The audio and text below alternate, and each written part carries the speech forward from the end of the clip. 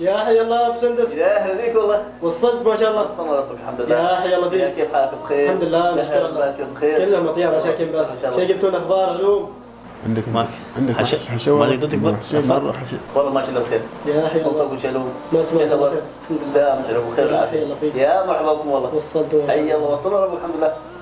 محمود نعم راقب الاغسال. حرك بسرعة. محمود انت ثور انت بغام الى متى تظل كذاك؟ ما تفهم انت؟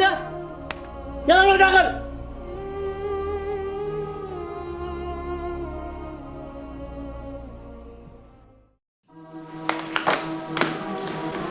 للأسف يا أبو محمود درجات والدك محمود هذا الفصل ضعيفة. كيف ضعيفة؟ والدك للأسف ما يحضر المدرسة، وإذا حضر الصف يكون نايم.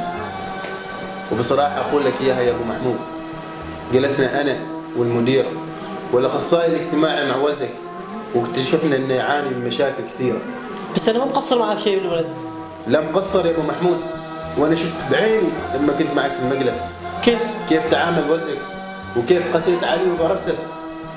يا أبو محمود ترى الضرب ما هي الوسيلة الوحيدة اللي توصل والدك اللي تريده. بس الأطفال ما تجيبهم العين حار.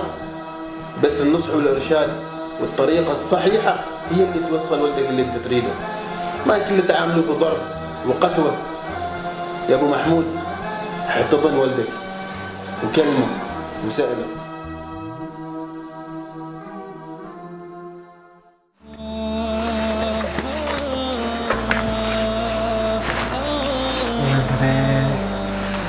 عليك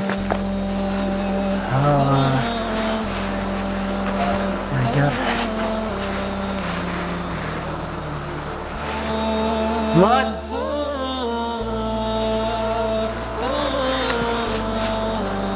مات مات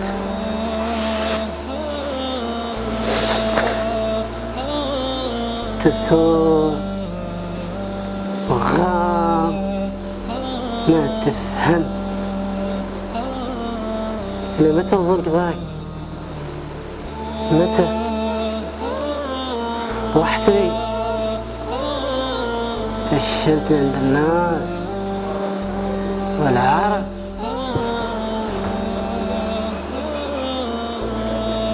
مالك ذاك؟ مالك؟ أنا كرهك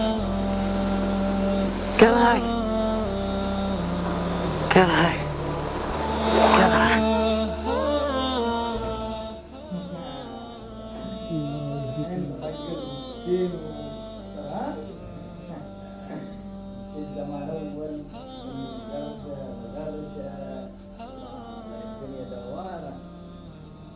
الدنيا الله يهديك يا ولدي الله يهديك.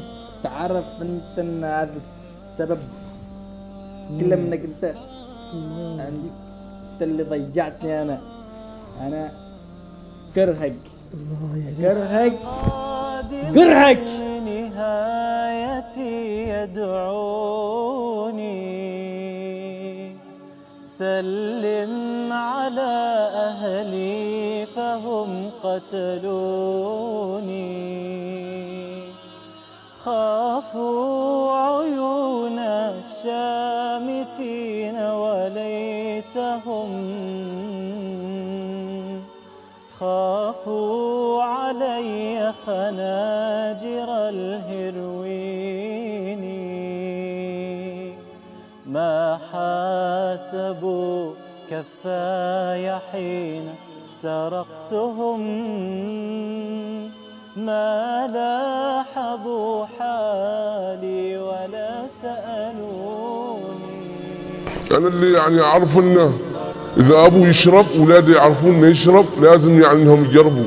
والله بالرغم إنه يدسه في البيت يعني أنا ما أقول لهم علبوا، ما أقول إنه أبوي ولا أبوي لا، بس أنا أحاول أوصل رسالة يا أخي. الضرب ما حل، ترى الصغير إذا ضربه يوم يكبر يطفح. فلقيت يا أخي لقيت أول حاجة المادة موجودة في البيت معني أنا يعني بعدين ثاني حاجة بالتمية ألقى من يعني من بحصل برا. لقيت يا أخي المخدرات أنا ما لقيت لها الزبدة. كنت أحس إن أنا إذا عنفتهم في البيت أو شيء ترجع لي هذيك الصورة القديمة، يرجع في بالي هذاك الطفل الصغير اللي تعرض لهذيك الإساءة، فكنت ما أعرف كيف أتصرف، فكنت دائما أرجع وأخمد مشاعري مرة ثانية بالمخدرات. أول بداية تعاطي كنت أحس إن ممكن هذه المخدرات جالسة تساعدني وجالسة بالفعل تخمد لي مشاعري يعني. بس بعدين شوية شوية بدأت تظهر علي هذه المشاكل، يعني بدأت تظهر علي هذه المشاكل، وغير أن بدأت تظهر علي هذه المشاكل صرت أنا ما أقدر خلاص أتحكم في زمام الأمور. صارت المخدرات هي اللي تقودني، صارت المخدرات هي اللي تاخذني يمين ويسار، وصرت أركض وراها في الدنيا كذاك. ما عرفت أن هذا الشيء راح يأثر علي جدا.